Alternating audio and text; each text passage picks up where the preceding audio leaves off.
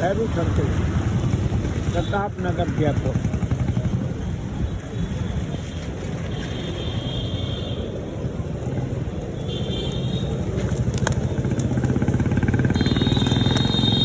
अनगिनत कबूतर हैं, इंसान भी एक कबूतर ही है। इंसान जमीन पर उड़ता है कि आसमान में उड़ते हैं, उड़ते दोनों ही हैं। देख रहे हैं आप,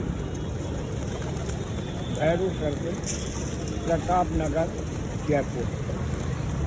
ये औरत धर्म कर रही है,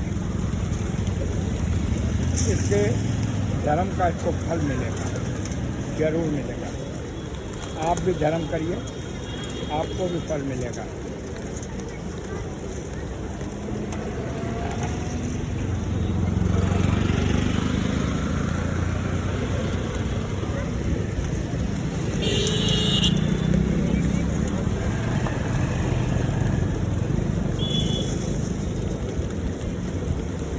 अनगिनत कबूतर है।